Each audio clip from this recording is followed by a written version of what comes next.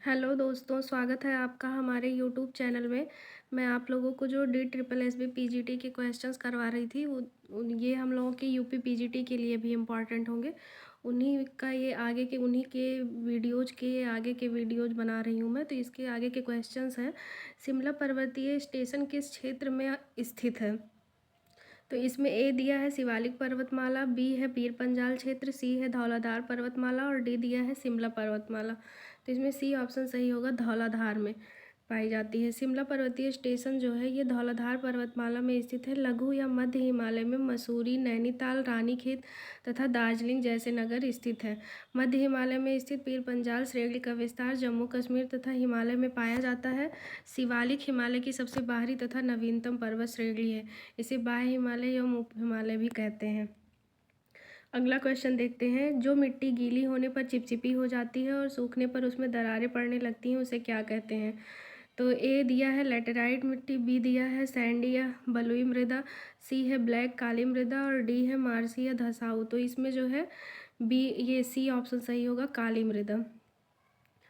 व्याख्या इसकी देखते हैं। काली मिट्टी को स्थानीय रूप से रेगुर तथा उत्तर प्रदेश में इसे करैल काली कपास की मिट्टी के नाम से जाना जाता है। इस मिट्टी में जल धारण करने की क्षमता अधिक होती है, अतः यह मिट्टी गीली होने पर चिपचिपी हो जाती है तथा सूखने पर उसमें गहरी दरारें उत्पन्न हो जाती हैं। इस कारण इस मृदा को स्वतः जुताई वाली मृदा भी कहते हैं। इस मिट्टी को अंतर्राष्ट्रीय रूप में उष्णकटिबंधीय चरनोजम भी कहा जाता है। अगला क्वेश्चन देखते हैं।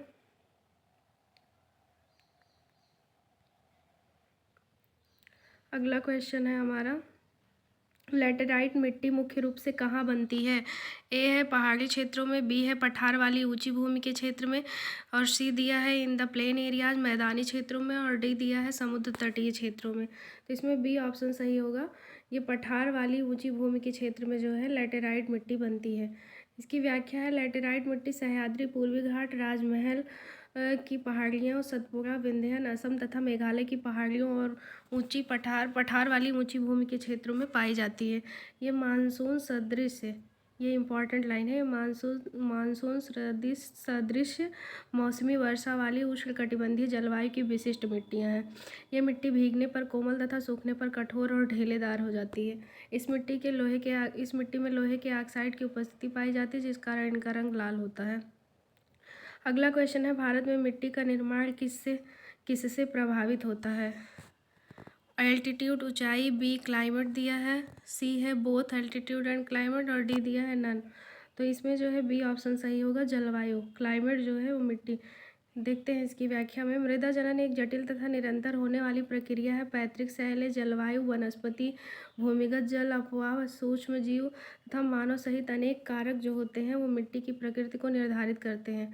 जलवायु मृदा की विभिन्न प्रक्रमों जैसे लैटरीकरण, पौडजोलीकरण, कैल्सीकरण, क्षारीय तथा पीट रचना को सक्रिय बनाने में सबसे महत्वपूर्ण भूमिका अदा करता है। तो इसीलिए जो सबसे महत्वपूर्ण भूमिका होती है वो जलवायु की होती है। बाकी सब भी करते हैं प्रभावित, लेकिन जलवायु सबसे ज़्यादा इम्पॉर्टेंट है। अगला क्वेश्चन है, जलवायु के थानथवेट वर्गीकरण के निर्धारक कारक क्या है? ए दिया है तापमान के मासिक मान, बी है भाप की दर, सी है प्रेसिपिटेशन या वर्षण और डी दिया है temperature effectiveness and precipitation effectiveness. तापमान प्रभावशीलता और वर्षण प्रभावशीलता। तो यही डी वाला ऑप्शन सही है। इसमें व्याख्या में दिया है, थॉर्नथवेट ने सर्वप्रथम अपना वर्गीकरण 1931 में प्रस्तुत किया था। तत्पश्चात इसमें कुछ परिमार्जन करके उन्होंने 1933 में इसे पुनः प्रस्तुत किया। इन्होंने 1948 में पुनः अपने वर्गीकरण का संशोधित रूप प्रस्तुत किया। थॉर्नथवेट ने भी माना कि वनस्पति जलवायु की सूचक होती है तथा वनस्पति पर वर्षा की मात्रा तथा तापमान का पर्याप्त प्रभाव होता है, परंतु वाष्पीकरण को भी ध्यान में रखना होगा। इसी आधार पर उन्होंने अपना वर्षण प्रभाविता को जलवायु प्रदेश के सीमा निर्धारण में महत्व प्रदान किया। अगला क्वेश्चन देखते हैं, जमींदोज भारतीय नदी की पहचान करें। इसमें दिया है, इसको एक मिनट इसमें समझ, identify the land locked river, Indian river. तो इसमें दिया है तापी, कावेरी, लूनी, साबरमती। तो मतलब जो समाप्त हो जाती है वहीं उसमें स्थल पर ही, तो ये लूनी नदी है, किसी सागर से जाके नहीं मिलती। लूनी नदी राजस्थान में अजमेर के दक्षिण पश्चिम में अरावली क्षेत्र से निकलकर लगभग 320 किलोमीटर प्रवाहित होने के बाद कच्छ के रण के दलदली भागों में जमींदोज विलुप्त हो जाती है। गोदावरी नदी को दक्षिण भारत की गंगा के नाम से जाना जाता है। शिवसमुद्रम जलप्रपात कावेरी नदी पर स्थित है। अगला क्वेश्चन है, सिपकीला दर्रा भारत के किस राज्य में है? उत्तराखंड, हिमाचल प्रदेश, जम्मू कश्मीर और असम। तो इसमें बी ऑप्शन सही होगा। सिपकीला जो है ये हिमाचल प्रदेश में है। सिपकीला दर्रा हिमाचल प्रदेश के जास्कर श्रेणी में स्थित है। यह दर्रा शिमला को तिब्बत से जोड़ता है। अगला क्वेश्चन है, ग्रेनाइटिक कोर के साथ मेटामॉर्फिक कायांतरित तलछट किसकी एक आम विशेषता है? ए है महान हिमालय, बी है मध्य हिमालय, सी है शिवालिक और डी है इनमें से कोई नहीं। तो इसमें ए ऑप्शन सही होगा, महान हिमालय। ग्रेनाइटिक कोर के साथ मेटामॉर्फिक कायांतरित तलछट महान हिमालय की एक आम विशेषता है। महान हिमालय को सर्वोच्च या हिमाद्री या आंतरिक हिमालय के नाम से भी जाना जाता है। यह हिमालय की सर्वोच्च तथा सबसे ऊपरी श्रेणी है, जिसका आंतरिक भाग आर्कियन सैलो ग्रेनाइट निच तथा शिस्ट से निर्मित है। अगला क्वेश्चन है, चरनोजम किस प्रकार की मिट्टी का वर्णन करने के लिए प्रयुक्त किया जाता है? काली, लाल, जलोढ़ या लैटेराइट। तो इसमें काली मृदा को ही चरनोजम कहते हैं। अभी ऊपर हम लोगों ने देखा भी। इसकी व्याख्या में है वही सेम चीज़ दिया है फिर, कि काली मिट्टी को रेगुर कहते हैं या अंतर्राष्ट्रीय रूप में इसे चरनोजम नाम दिया जाता है। इस मिट्टी में कपास, अरहर, चना, सोयाबीन आदि की खेती की जाती है। आगे के क्वेश्चन देखते हैं। साल वृक्ष का अधिकांश जंगल भारत के किस हिस्से में फैला हुआ है? ए है उत्तर भारत में शिवालिक में, बी है भारत के पश्चिमी भाग में, सी है प्रायद्वीपीय भारत के पूर्वी भाग में और डी दिया है भारत के समुद्र तटीय समतल में। तो इसका जो है सी ऑप्शन सही होगा। प्रायद्वीपीय भारत के पूर्वी भाग में जो है साल के वृक्ष अधिक पाए जाते हैं। इसकी व्याख्या है, साल वृक्ष का अधिकांश जंगल प्रायद्वीपीय भारत के पूर्वी भाग में फैला हुआ है। भारत में आर्द्र पर्णपाती वन उन क्षेत्रों में पाए जाते हैं जहां वर्षा 100 से 200 सेंटीमीटर होती है। ये वन उत्तर पूर्वी राज्यों और हिमालय के गिरिपद, पश्चिमी घाट के पूर्वी ढालों और उड़ीसा में उगते हैं। साल, सागवन, शीशम, हुर्रा, महुआ, सेलम तथा चंदन आदि इन वृक्षों में पाए जाने वाले प्रमुख वृक्ष हैं। अगला क्वेश्चन देखते हैं, भारत की जलवायु किस प्रकार की है? ए है उष्णकटिबंधीय सवाना, बी है उष्णकटिबंधीय मानसूनी, सी दिया है उष्णकटिबंधीय घास भूमि और डी है दिए गए सभी विकल्प। तो इसमें बी ऑप्शन सही होगा, उष्णकटिबंधीय मानसूनी भारत की जलवायु है। भारत की जलवायु उष्णकटिबंधीय मानसूनी है, जो दक्षिण एवं दक्षिण पूर्व एशिया में पाई जाती है। भारत में कर्क रेखा इसके बीच से गुजरती है, जिसके कारण भारत का उत्तरी भाग शीतोष्णकटिबंधीय जलवायु के अंतर्गत आता है, जबकि दक्षिणी भाग में उष्णकटिबंधीय जलवायु पाई जाती है। अगला क्वेश्चन देखते हैं, दिसंबर से फरवरी के महीनों के दौरान अवसाद या डिप्रेशन के परिणाम स्वरूप कम वर्षा होती है, यह किसमें सहायता करती है? तो रबी फसल की खेती में, खरीफ फसल की खेती में, भूजल में वृद्धि में और डी में ऑल ऑफ द अबव। तो इसमें ए ऑप्शन सही होगा, रबी की फसल के लिए ये इम्पॉर्टेंट होती है। व्याख्या इसकी देखते हैं, दिसंबर से फरवरी महीनों के दौरान डिप्रेशन के परिणाम स्वरूप कम वर्षा होती है तथा यह वर्षा रबी की खेती में सहायता करती है। रबी फसलों को शीत ऋतु में अक्टूबर से दिसंबर में बोया जाता है। रबी की फसलें हैं गेहूँ, जौ, चना, मटर और सरसों। इसी को ही जो है ये जो वर्षा होती है पश्चिमी विक्षोभ के कारण होती है, जो मेडिटेरेनियन सी से जो है उत्पन्न होते हैं। अगला क्वेश्चन है, भारतीय उपमहाद्वीप में दक्षिण पश्चिम मानसून कैसा होता है? मतलब एक ब्रांच में होता है कि दो में कि तीन में कि जो है चौथा दिया है मेनी ब्रांचेस। तो इसमें जो है बी ऑप्शन सही होगा, ये 2 ब्रांचेज में होता है। सामान्यतः जून के प्रथम सप्ताह में दक्षिण पश्चिम मानसून भारतीय प्रायद्वीप के दक्षिणी छोर से प्रवेश करता है। इसके बाद यह 2 भागों में बढ़ जाता है, एक अरब सागर की शाखा होती है और दूसरी पश्चिम बंगाल की। अगला क्वेश्चन है, त्रिवार्था के जलवायु वर्गीकरण के अनुसार पश्चिमी राजस्थान और कच्छ के हिस्से को जलवायु के किस रूप में चिन्हित किया जाता है? तो इसमें जो है BS type, AW type, BWS type या AWS टाइप। तो इसमें जो है सी ऑप्शन सही होगा, BWS टाइप। त्रिवार्था के जलवायु वर्गीकरण के अनुसार पश्चिमी राजस्थान और कच्छ के हिस्सों में उष्णकटिबंधीय मरुस्थलीय जलवायु जो होती है उसे BWH प्रकार की जलवायु पाई जाती है। यहाँ ग्रीष्म ऋतु में तापमान 48 डिग्री सेल्सियस और शीत ऋतु में 12 डिग्री सेल्सियस पाया जाता है। अगला क्वेश्चन है, भारत के उत्तरी मैदान में किस तरह की जलवायु पाई जाती है? BSW, AS, AW और CWG। तो इसमें जो है, एक सेकेंड, डी वाला ऑप्शन सही होगा, CWG पाया जाएगा। व्याख्या में दिया है कि भारत के उत्तरी मैदान में मध्य तापीय गंगा तुल्य प्रकार की जलवायु पाई जाती है। इस जलवायु में जाड़े की शुष्क ऋतु होती है तथा सर्वाधिक वर्षा वाले माह में वर्षा की मात्रा सबसे शुष्क माह की 10 गुनी होती है। सबसे ठंडे माह का औसत तापमान 18 डिग्री सेल्सियस से कम, परंतु सबसे गर्म माह का औसत तापमान 10 डिग्री सेल्सियस से अधिक पाया जाता है। इसमें गंगा के मैदान की तापीय प्रवृत्ति देखी जाती है, जिसमें अधिकतम ग्रीष्म विषुव से पहले ही प्राप्त हो जाता है। इस प्रकार की जलवायु का विस्तार गंगा के मैदान पर पाया जाता है। अगला क्वेश्चन देखते हैं, उच्च पर्वतीय, अल्पाइन और समशीतोष्ण वनस्पति दोनों कहाँ पाई जाती है? हिमालय, पश्चिमी घाट, पूर्वी घाट और all of the given option, सभी मतलब। तो इसमें जो है ए ऑप्शन सही होगा, हिमालय में। इसकी व्याख्या, उच्च पर्वतीय और समशीतोष्ण प्रकार की वनस्पतियां हिमालय क्षेत्रों में पाई जाती हैं। 1500 से 3000 मीटर की ऊंचाई के बीच शंकुधारी वृक्ष जैसे चीड़, पाइन, देवदार, सिल्वर फर, स्प्रूस तथा सीडर आदि पाए जाते हैं। प्रायः ये वन हिमालय के दक्षिणी ढलानों तथा उत्तर पूर्वी भारत के अधिक ऊंचाई वाले भागों में पाए जाते हैं। प्रायः 3600 मीटर से अधिक ऊंचाई पर शीतोष्ण कटिबंधीय वनों तथा घासों के मैदान का स्थान अल्पाइन वनस्पति ले लेती है। अगला क्वेश्चन है, अंतर्राष्ट्रीय जैव विविधता दिवस कब मनाया जाता है? तो ये तो एवरग्रीन क्वेश्चन है, 22 मई। अंतर्राष्ट्रीय जैव विविधता दिवस जो है ये 22 मई को मनाया जाता है। 22 मार्च को विश्व जल दिवस होता है और 22 जून को विश्व वर्षा वन दिवस होता है। अगला इधर देखिए, नीचे और दिया है, इसको भी हम लोग देख लेते हैं। 22 अप्रैल को पृथ्वी दिवस, 5 जून को विश्व पर्यावरण दिवस, 8 जून को विश्व महासागर दिवस, 11 जुलाई को विश्व जनसंख्या दिवस और 16 सितंबर को विश्व ओजोन दिवस। और इसमें से एक ना एक क्वेश्चन हमेशा, जब भी जो है ज्योग्राफी का पोर्शन जहाँ पे आता है वहाँ पे क्वेश्चन एक ना एक आता ही है। अगला क्वेश्चन है, वनस्पतियों की एक टीम ने पश्चिम बंगाल के उत्तरी पहाड़ी जंगलों में फूलों के पौधों की नई प्रजाति की खोज की है। वैश्विक स्तर पर इसकी 220 प्रजातियां हैं। ये हमें लगता है उस समय का वो करंट अफेयर टाइप का क्वेश्चन है। देखते हैं, इसमें पौधे की नई प्रजाति की खोज की है। वैश्विक स्तर पर इसकी 220 प्रजातियां हैं और यह मुख्य रूप से एशिया और अफ्रीका के उष्णकटिबंधीय क्षेत्रों में पाया जाता है। इसका नाम भारत के स्वर्गीय राष्ट्रीय APJ अब्दुल कलाम के नाम पर रखा गया है।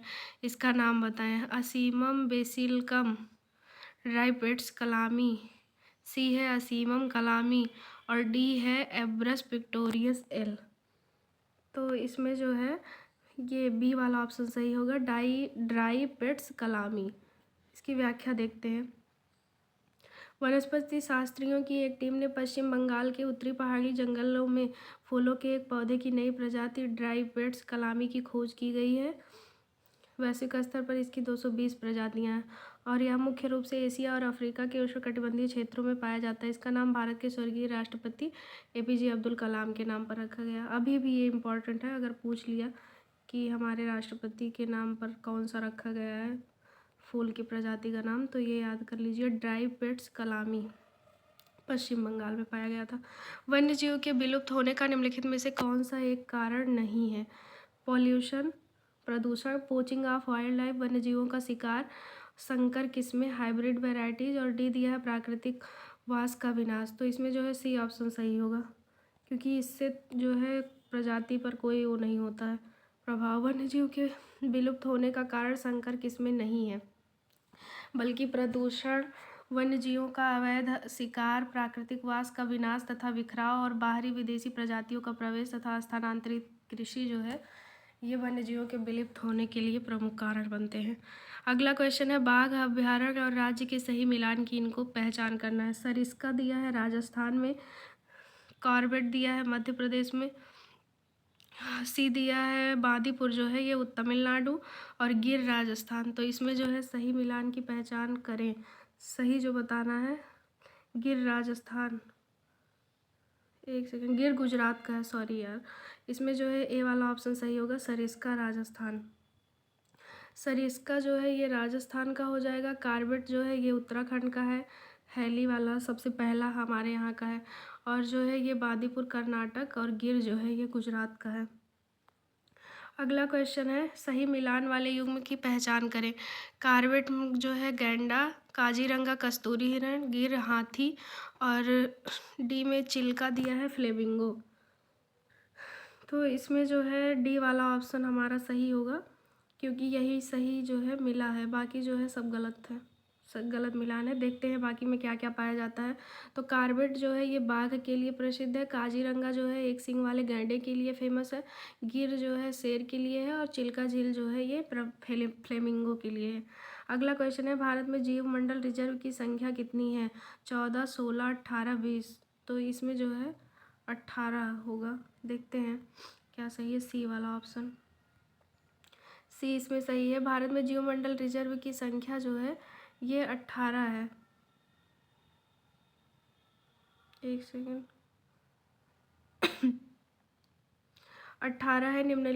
जो निम्नलिखित है, नीलगिरी, नंदा देवी, नौकरेक, मानस, सुंदरवन, मन्नार की खाड़ी, ग्रेट निकोबार, सिमलीपाल, डिब्रू सैखोवा, दिहांग दिबांग, कंचनजंगा, पंचमढ़ी, अगस्त मलाई, अचनकमार, अमरकंटक, कच्छ का रण, कोल्ड डेजर्ट, शेषाचलम और पन्ना। और अक्सर ये पूछा भी जाता है इसमें से एक न एक, तो इसको याद कर लेते हैं। भारत के 18 जैवमंडल आरक्षित क्षेत्रों में से जो 12 हैं इनको जो है यूनेस्को जैवमंडलीय आरक्षित क्षेत्र के विरासत विश्व में शामिल किया गया है। अगला क्वेश्चन है, भारत में वन्यजीव अभयारण्यों की कितनी संख्या है? तो उस समय जब ये क्वेश्चन बना था तब 543 थी। अगला क्वेश्चन है, जब ऊपरी हिस्से में पृथ्वी की संग्रहित ऊर्जा अचानक मुक्त होती है तो किस तरह की आपदा आती है? बाढ़, भूकंप, ज्वालामुखी और जितने दिए हैं वो सभी। तो इसमें बी ऑप्शन सही होगा, भूकंप। भूकंप अचानक ही आता है। इसकी व्याख्या है, जब ऊपरी हिस्से में पृथ्वी की संग्रहित ऊर्जा अचानक मुक्त होती है तो इस प्रकार की आपदा को भूकंप कहते हैं। भूकंप भूपटल की कंपन अथवा लहर है जो धरातल के नीचे अथवा ऊपर चट्टानों के लचीलेपन या गुरुत्वाकर्षण की समस्थिति में क्षणिक अव्यवस्था होने पर उत्पन्न होती है। भूकंप की तीव्रता का तथा परिमाण का मापन दो मापनों के आधार पर किया जाता है, एक रिक्टर होता है और दूसरा जो है मर्केली होता है। अगला क्वेश्चन है, परिपूर्ण हिमनद से प्रभावित क्षेत्र विभिन्न आकार की झीलों से भरे हुए हैं, उन्हें क्या कहा जाता है? झीलों का पार्क, झीलों का बगीचा, झीलों के सितारे या संगठित झीलें। तो इसमें बी ऑप्शन सही होगा, गार्डन्स ऑफ लेक्स, झीलों का बगीचा। परिपूर्ण हिमनद से प्रभावित क्षेत्र विभिन्न आकार की झीलों से भरे हुए हैं, उन्हें झीलों का बगीचा कहा जाता है। प्लेस्टोसीन शक में हिमानी के पिघलने के बाद धरातल पर अनेक प्रकार की दृश्यावली उपस्थित हुई। उत्तरी अमेरिका में बृहद झीलों का आविर्भाव तथा विकास, नॉर्वे, फिनलैंड, स्वीडन, स्विट्जरलैंड तथा उत्तरी इटली की झीलों का विकास इसी समय संपन्न हुआ था। अगला क्वेश्चन है, निम्नलिखित संयोजनों में से कौन से सही हैं? तो पहला है कि जो है अर्थ समिट 1992 की जो हुई थी ये रियो डी जनेरियो में हुआ था। World conference on disaster management, तो ये योकोहामा दिया है। और तीसरा है राष्ट्रीय आपदा प्रबंधन संस्थान हैदराबाद।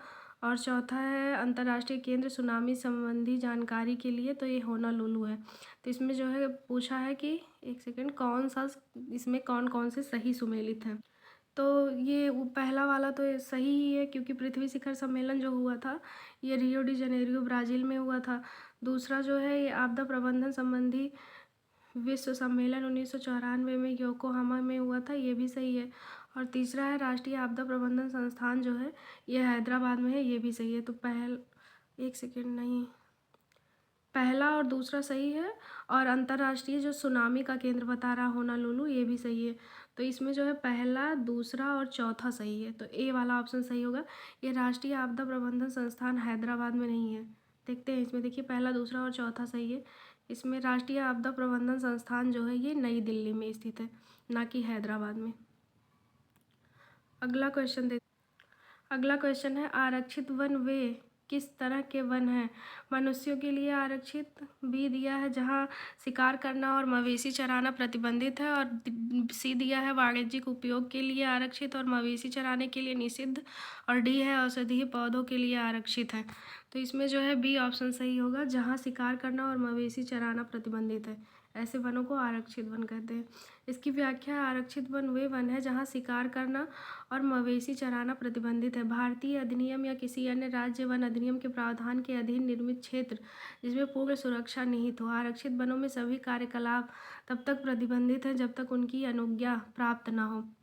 संरक्षित वन भारतीय वन अधिनियम या अन्य राज्य वन अधिनियम के प्रावधान के अंतर्गत अधिसूचित क्षेत्र जिसमें सीमित मात्रा में संरक्षण हो परंतु इनमें स्थानीय लोगों को बिना इन्हें क्षति पहुंचाए लकड़ी इकट्ठा करने और पशु चारण की छूट दी जाती है। अगला क्वेश्चन देखते हैं। अगला है कि बच्चों की अधिक जनसंख्या का मुख्य कारण क्या है? उच्च जन्म दर, बी दिया है उच्च मृत्यु दर, सी है कम मृत्यु दर और डी है उच्च जन्म दर और कम मृत्यु दर। तो डी ऑप्शन इसमें सही होगा, ये दोनों ही रिस्पॉन्सिबल हैं। बच्चों की अधिक जनसंख्या का मुख्य कारण उच्च जन्म दर और कम मृत्यु दर दोनों है। यह स्थिति जनसंख्या की द्वितीय अवस्था में पाई जाती है। इन देशों की जनसंख्या पिरामिड विस्तारित या त्रिभुजाकार होती है जो अल्प विकसित देशों का प्रतिरूप है। इस पिरामिड में उच्च जन्म दर के कारण निम्न आयु वर्ग में विशाल जनसंख्या पाई जाती है। यह पिरामिड नाइजीरिया, बांग्लादेश तथा मैक्सिको की जनसंख्या को दर्शाता है। अगला क्वेश्चन है, राष्ट्रीय और अंतर्राष्ट्रीय स्थानांतरण दोनों के संबंध में सबसे अच्छी नियमित जानकारी कहाँ से प्राप्त की जा सकती है? ए है जनसंख्या जनगणना, बी बेरोजगारी डेटा, सी पासपोर्ट आवेदक और डी स्थानांतरण डेटा। तो इसमें ए ऑप्शन सही होगा, जनसंख्या जनगणना। इसकी व्याख्या है, राष्ट्रीय और अंतर्राष्ट्रीय स्थानांतरण दोनों के संबंध में सबसे अच्छी जानकारी जनसंख्या जनगणना द्वारा प्राप्त की जा सकती है। आंतरिक प्रवास के अंतर्गत 4 धाराओं की पहचान की गई है, ग्रामीण से नगरीय, ग्रामीण से नगरीय, ग्रामीण से ग्रामीण, ग्रामीण से नगरीय, नगरीय से नगरीय और नगरीय से ग्रामीण। ये माइग्रेशन के बारे में सब बता रहे हैं। अगला क्वेश्चन है, भारत में मृत्यु का मुख्य कारण क्या है? हृदय रोग, श्वसन रोग, दुर्घटनाएं और प्राकृतिक आपदाएं। तो ये ए वाला ऑप्शन सही है, ये काफ़ी ज़्यादा वो हो गया है। भारत में मृत्यु का प्रमुख कारण हृदय रोग है। भारत